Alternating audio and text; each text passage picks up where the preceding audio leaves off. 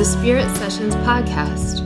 I'm your guide, Katie Silcox, bringing you your weekly self-love soundbite. Join us, where I'll help you find your true spiritual home, where every single aspect of you is holy ground, holy ground, holy ground, holy ground.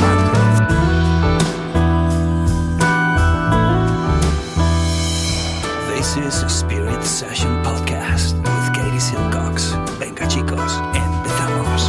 5, 4, 3, 2, 1, 0.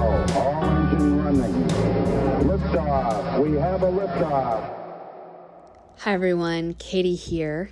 This podcast is intended to inspire you, educate you, and most importantly, support you on your journey towards knowing who you really are, that inner self, that inner teacher. I am not a psychologist or a medical doctor and do not offer professional health or medical advice on this podcast. If you are suffering from any kind of psychological or medical issue, please do the right thing and seek help from your qualified health professional. Hello, hello, hello. Happy spring, dear listener. This is Spirit Sessions. We have a really special episode coming up for you on the nervous system. And this is a little taste of our Spirit Sessions membership. Right now, we are in the middle of the third chakra. We're going through all the chakras in our membership program. And we're spending 3 whole months on the third chakra, which is just such an opportunity to really work with our energy and work with our mind. And so if you're not familiar, the third chakra is the mental body, the thinking part of us, as well as all the other aspects of the mind. And so I really hope that you enjoy this little taste of some of our free material that you get when you join the membership. Not only do you get those live webinars on Zoom with me, right now we're going through the chakras, but you also get access to the vault. What's the vault?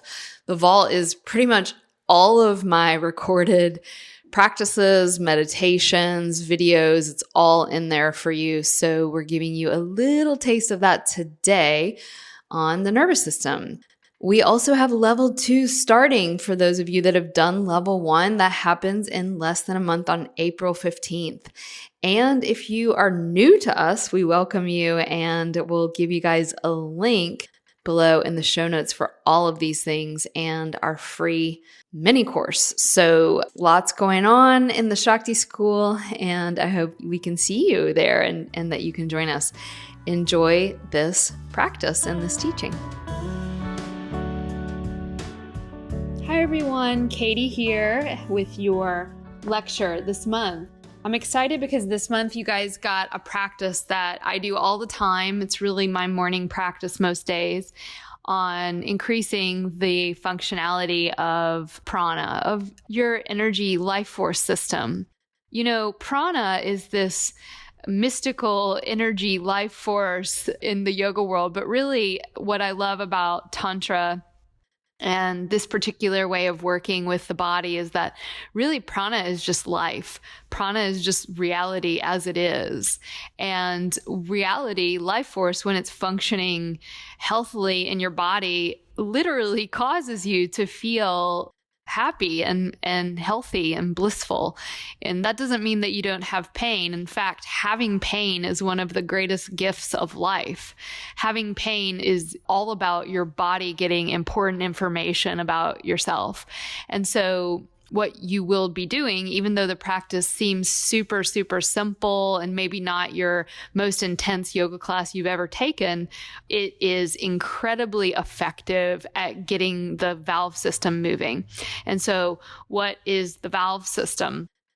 Your valve system in terms of Ayurveda or Tantra is all about you being able to move things. And so one of the definitions of prana is this ability to carry information, intelligent information, to be specific throughout the body. And so the valve system is the pranic intelligence that's responsible for you to be able to breathe and circulate every single form of fluid, hormones, blood, lymph, circulate that blood, and digestion itself is a pumping action. And so you can think of the valve system as this different pumps in the body, different physiological pumps in the body. Those pumps in the body, whether it be the diaphragm or the peristaltic action of your intestines and your digestive system, or the respiration of the inhale and the exhale, you even have a pumping mechanism in the mouth and the head for the brain. And so each of these pumping systems are incredibly important for the immune system response and for the health and functioning of all the organs. And so when our body is experiencing this wave-like muscle contractions, we experience health. And when those movement, pumping, contractive, opening, expanding processes in the body get dampened or lessened, or in some extreme cases turn off completely, that's when information can't travel and we get issues such as disease and mental emotional imbalances.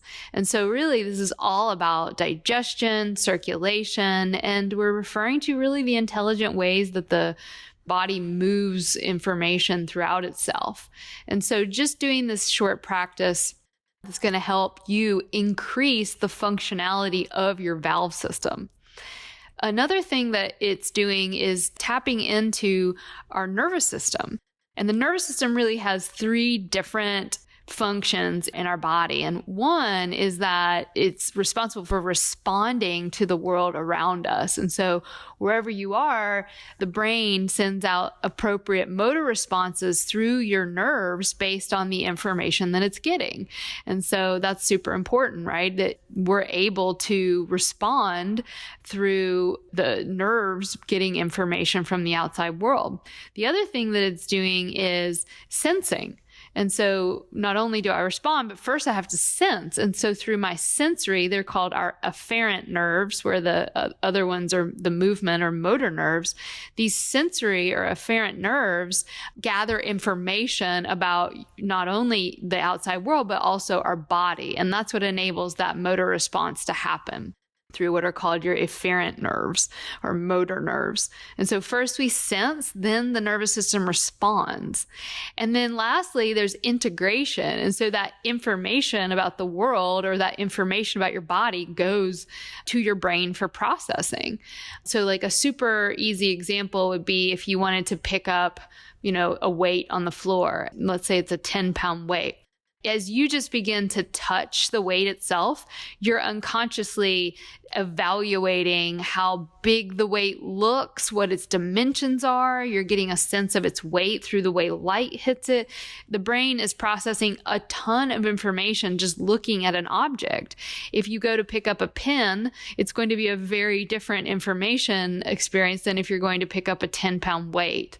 And so the brain can process that and adjust to what it's experiencing.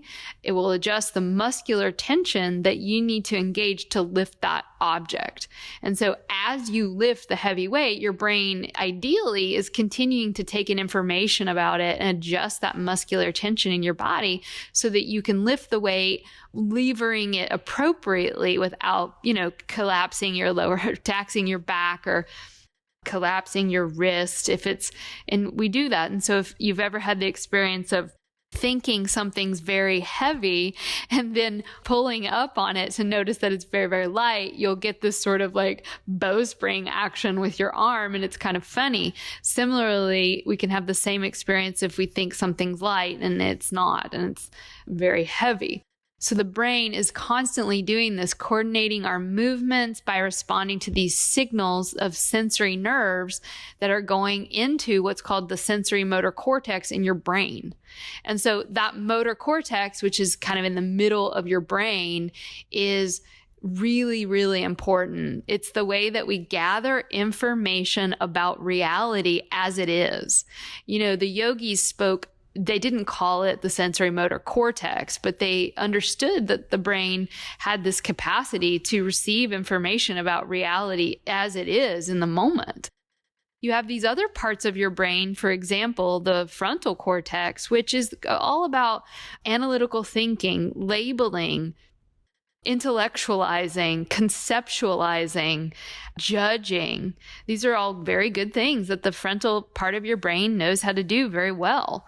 You also have a back hindbrain, and that sort of reptilian brain has the capacity to enter into fight or flight states if you're in danger as an animal. A part of that is you can imagine your brain kind of like a walnut. In fact, it looks just like a walnut in that you have a left and right. You even have you can imagine the walnut has that little paper around it, and your brain even has that kind of covering as well. And so in the middle there, you have something called your amygdala. And the amygdala is really the emotion processing center, one of the places that we work with emotion, and specifically with the storage of emotion. And that's very good, right? Like if you want to have memories of certain experiences that you had in the past. If you're an animal and you're in the ocean and you've had an experience of a shark before, you're going to really lay that memory down in your brain so that the next time you're in the ocean, you can understand through your senses that, oh, I'm in a very similar situation that I've been in before, and I need to be aware. And that's intentional by nature because it keeps us safe by remembering things. And now we're beginning to understand that those memories aren't only yours, but also your ancestors' memories. And so that also makes sense from an evolutionary perspective in that our ancestors laid down their memories. And if you're an animal, that's very good because from an evolutionary perspective, it would mean that you would survive. Now, what's happening in humans, though, is that we're laying down a lot of memory based on past experiences, some of them traumatic, some of them not traumatic at all, just stored. And so when we have now our experience of reality, I'm not only experiencing reality as it is, in fact, I'm probably not, I'm experiencing it through the lens of all of that collective ancestral memory. So that's where things get a little bit tricky. But going back to this idea of your nervous system, it's really the information gathering and responding system. This is one of the most important systems in terms of our experience of good or not so great health. Thinking of this nervous system in terms of fight or flight, sympathetic nervous system versus parasympathetic nervous system state. So what happens? Well, in tantric cosmology and in Ayurveda, we have it as well. There's the Brahmana and the Langana, or the yin and the yang, the Shakti and the Shiva, the fight, flight versus parasympathetic nervous system state. In other words, reality is duality. Reality is duality, at least in our experience of it in this human form initially, right? And so there is a very good reason for us to have a fight or flight or collapsed nervous system. There's a very good reason for us to have also the parasympathetic nervous system. So as you're listening to this talk and exploring these things, I don't want you thinking of these things in terms of the good one and the bad one. It's just that in our modern world, we have leaned into one side of the yin and yang symbol a little too heavily. So the autonomic nervous system in your body can be in one of two states, and it can only be in one, and that is the parasympathetic or the sympathetic. The parasympathetic is very much related to feeling at ease, resting, digesting, maybe making a little sweet love, tigress time, lay low and glow time. You guys know that feeling. You feel relaxed. And in the animal world, the animal has no choice but to be in parasympathetic or sympathetic. And typically, unless we mess with them, an animal will be in the correct nervous system given its reality. The other nervous system is your sympathetic nervous system. And this is popularly known as your fight or flight or your stressed out nervous system state. Now, this is also a really great nervous system state in responding to circumstances that offer up immediate, extreme physical danger, or for investigating whether or not that there may be a tiger coming at you, or in our world, maybe somebody with a knife or, God forbid, a gun. That nervous system's super, appropriate. You also enter into mild sympathetic, heightened alert states just if you go from a dark room to really bright lights outside. If you've ever been in a movie theater, you may have experienced this. It's not that you're going into some sort of major stress out, but you're going into an activated state. The parasympathetic, more of your rest and digest. The sympathetic, more your activated, hypervigilant or vigilant state. And so parasympathetic is really optimal, right? For when you don't need to respond to any immediate, extreme physical danger coming at you. And I should say, the parasympathetic nervous system is the one that we should be in, most of the time. And it's also the nervous system that actually enables us to do repair in our physiological body and digestion. And so digestion, if you know anything about Ayurveda, is the most important thing for all the functioning of all the other organ systems of the body. So in fight or flight, we leave that rest and digest. We leave that place of just the normal repair in the body, and numerous bodily changes happen in order to prepare us to fight someone or run away from someone or play dead in order to avoid a predator, or just get ready to die, which is obviously not common, but does happen obviously in nature. And so some examples of what happens in your body when you're in fight or flight: your Achilles tendon on the back of your ankle gets smaller and shortens. And that's good because it protects your vital blood flow, or the terrible damage to your ankle that could happen that would keep you from being able to run away, right? And so it collapses the bony arch structure of your foot by moving the position of the heel bone to which the Achilles is attached. And so foot, knee, hip issues, a lot of that foot, knee, hip issues that people are experiencing, knee replacement and hip replacement are one of the biggest surgeries that people have now. And it can be very much a direct result of just having that fight or flight on high alert for so long. And it just begins to actually change the shape of our feet and our leg bones and our hips. And so one example is that the Achilles tendon on the back of your ankle shortens when you're in fight or flight. It makes sense. It's preparing you. If you think about an animal out in the wild, one of the first places a tiger is going to bite on a gazelle is that place, because it completely disables the animal. Our bodies are reflections of this. Another thing that happens is that our joints just move in towards the midline. They compress. And that's really helpful because that bone-to-bone compression helps you have more surface or friction in the body, which enables you to move quickly. You can run fast. You can fight. You can move heavy objects if you need to. And so that also compresses your nerves, which impedes the sending of nerve signals. Why would that be a good idea? If you're fighting someone off, the last thing that you want is to feel everything. I've never been in a fight myself, but I've heard, if you're getting hit, your nerve sensory system just completely goes off. And so you don't feel anything. And that's great if you are in a fight. So you could keep fighting even if you are in pain or wounded. But over time, if our joints stay compressed and our nerve sensory capacity is reduced over time, that creates a lot of problems because you've got that bone-to-bone contact and it deteriorates the body and the tissues, right? Another thing that happens is our jaw shifts place in our mouth, and rather our head.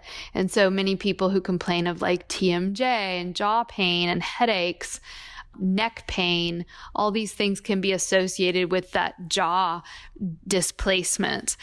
You have a nerve around the jaw that's called your trigeminal nerve. It's a major nerve that collects a lot of the sensory information that goes to your brain, like taste, touch, and sound. And that nerve innervates your whole face. And so if you were it would be a good thing to dislocate slightly your jaw if you were in a fight or flight situation, because it compresses that nerve and does not allow you to feel anything. So it's going back to this idea of the nerves turning off the signals. So that would be a great thing in case someone's slapping you or punching you in the face. If you're an animal, right?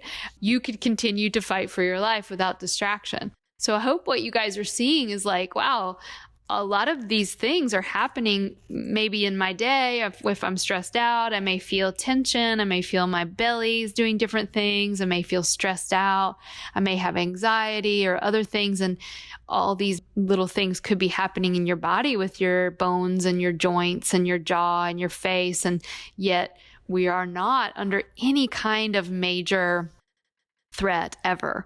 Most of us live in a time where we experience incredible levels of peace and ease, right? And yet our bodies can be showing all these signs of an animal in fight or flight or collapse.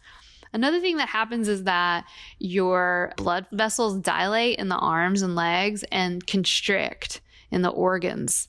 And so that makes sense, right? This sends way more energy out, transmitted through your blood to your muscles for maximal output, right? Again, running away or fighting someone, but not cool because we want the blood to actually be going to the organs when we're not in fight or flight modes. And so that's another reason why we get a lot of digestive issues and other problems when we speak about being in these long-term states of fight or flight. Your digestion, this is so huge for us because so many people on this planet, especially the Western world, are suffering from digestive issues, chronic IBS, many different types of digestive issues that don't seem to get better with dietary change. Sometimes there can be a temporary bettering from dietary change just because you're making things more and more and more simple for your digestive system. But really, all of us should be able to eat pretty much anything that's just normal, healthy nature food. We should all be able to eat things. And yet many people are having more and more restrictive diets. And so it's a great idea to work with the food and to make good food choices while you're healing that.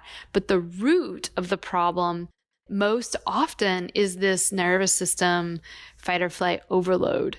And so our digestion shuts down. And that is because there is a decreased activity of your valve system, that series of pumps in your body that circulate blood, create peristalsis in your digestive system. That pumping motion in the body is what lets digestion even happen. So digestion, as you guys know, takes up a lot of our energy as people, right? We eat 3 meals a day. Our body has to constantly be working to digest the food and to convert that food into usable information, let's call it, usable substance for the tissues of the body.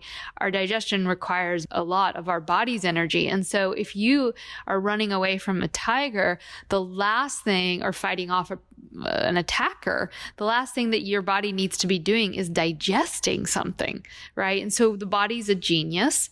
And the body knows what it's doing all the time.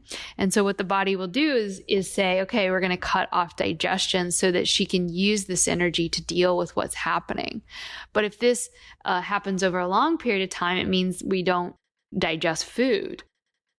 And so a lot of the things we experience, IBS, as I mentioned, many forms of allergies, many of the chronic digestive issues are actually just coming from being unaware, but being in a fight or flight or collapse state. You know, the neck and shoulder muscles tighten. It's super common to have muscle tightness, especially if we've spent a long time in these nervous system states.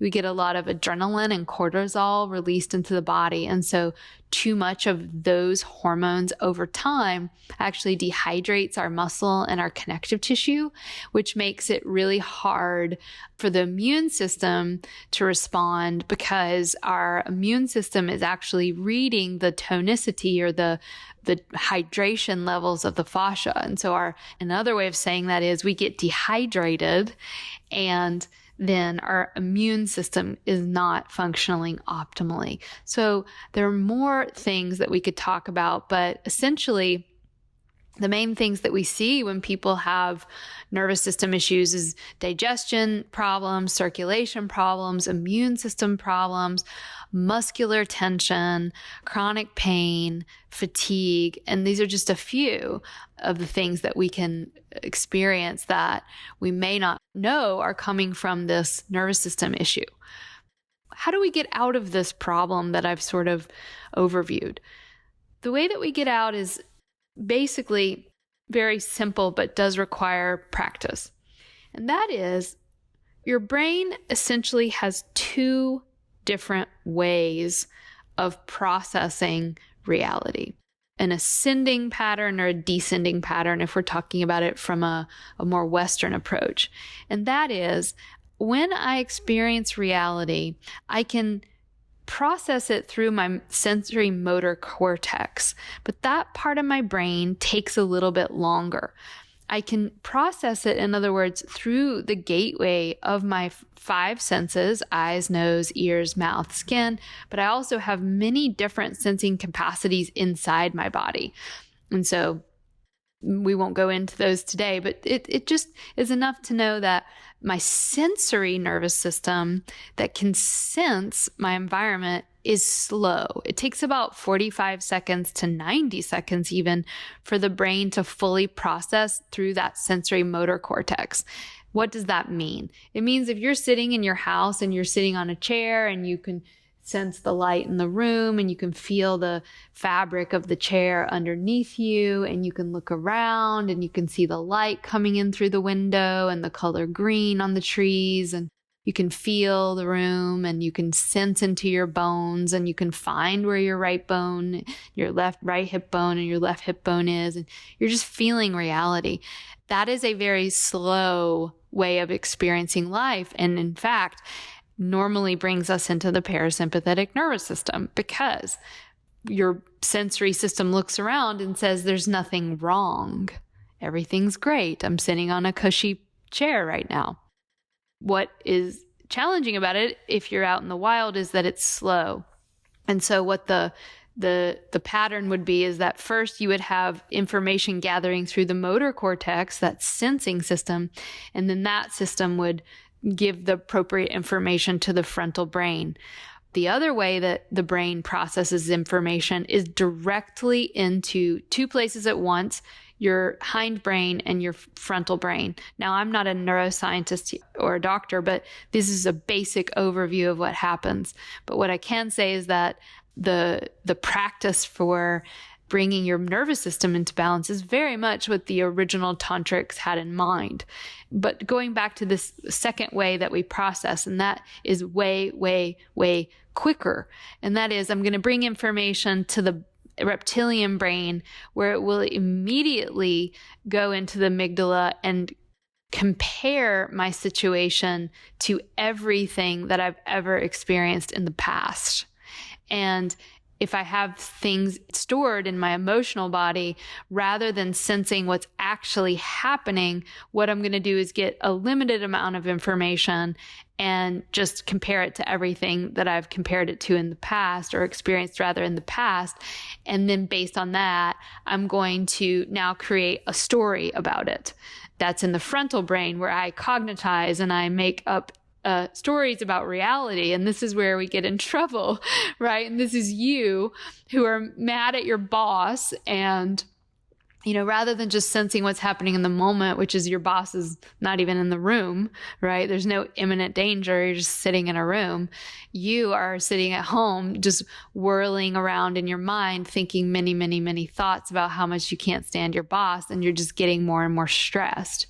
And so this way of being, actually, your animal brain is constantly telling you that you're in some kind of danger. We do this all the time. I mean, our entire news media is based on this amygdala, this emotionality, this comparing. And when we do that, we're not sensing reality as it is. We're sensing reality through our past experiences. And that hindbrain, that reptilian brain, very much divides things into black or white, us versus them. I'm good and you're bad. I'm over here and you're over there. And that's where we get the Democrats versus the Republicans, or war, right? And so this is very much a different way of processing information that has absolutely nothing to do with what is occurring in the moment. The yogis were very interested in living life in the moment. And you may be thinking, well, yeah, but don't you need to also compare and make decisions? And the answer is yes, but you can do that much better when you're not in a fight or flight nervous system. When you're in a fight or flight nervous system, you actually can't take in new and relevant information. And this is why we see great examples in our world today whereby the truth is not actually important anymore. You can show someone something that's clearly true, and because of that fight or flight nervous system, that person can't even take in new information and make a decision based on that new information. And so all we're doing is just reliving these old amygdala patterns in the brain.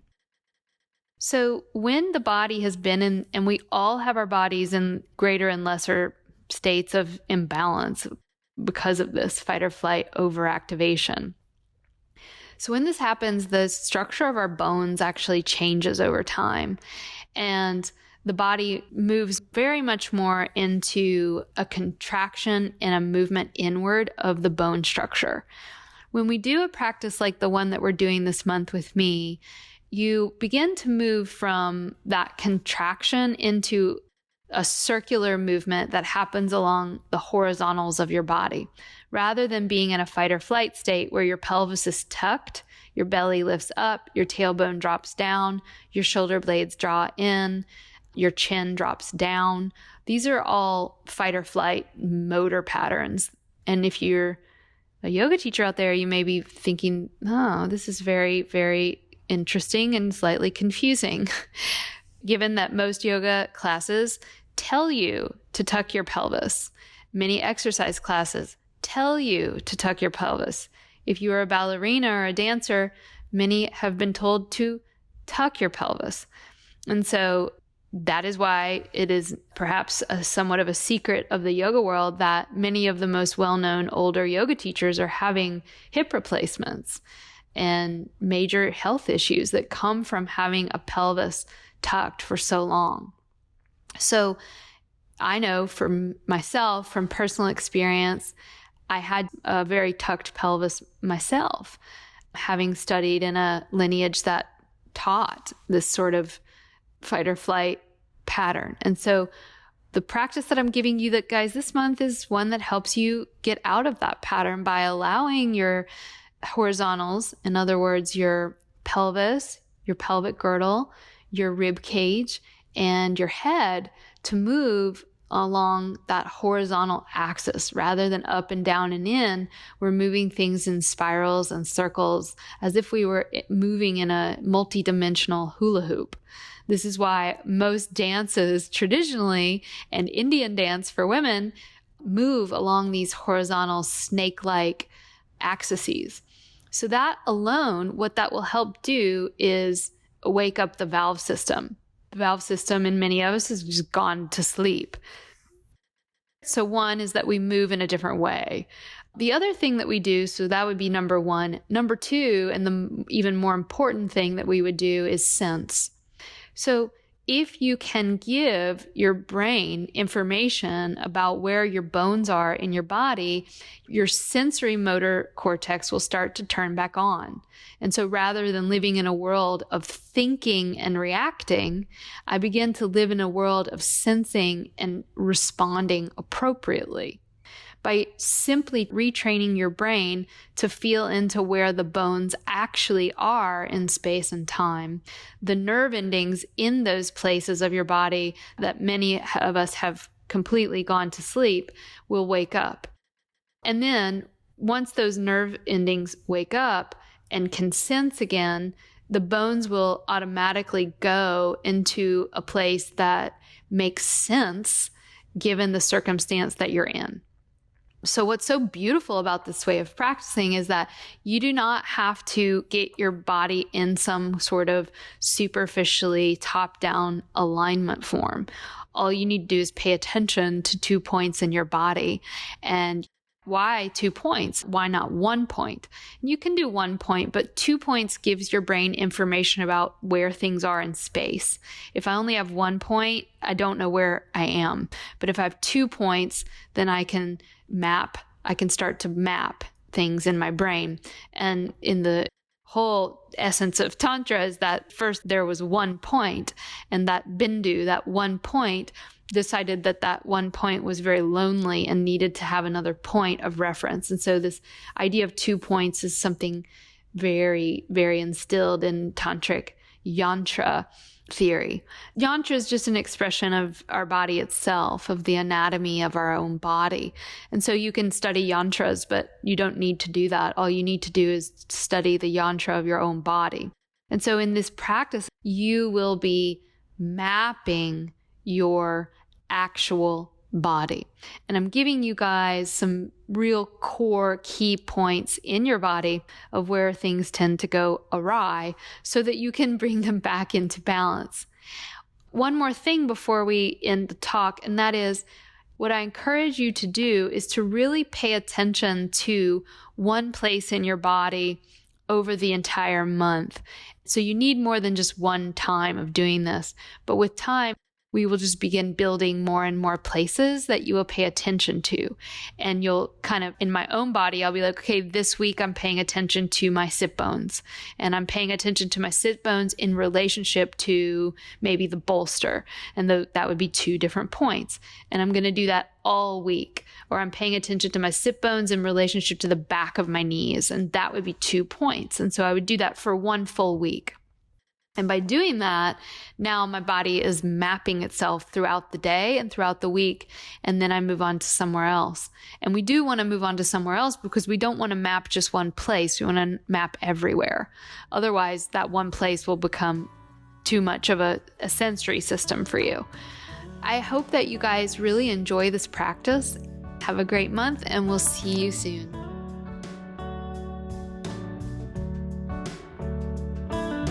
A big special thanks to Kevin Carlisle of Goodbye Gemini, who wrote this beautiful podcast music, and to DJ Juan Pablo Jimenez in southern Spain for mixing it and making it magic.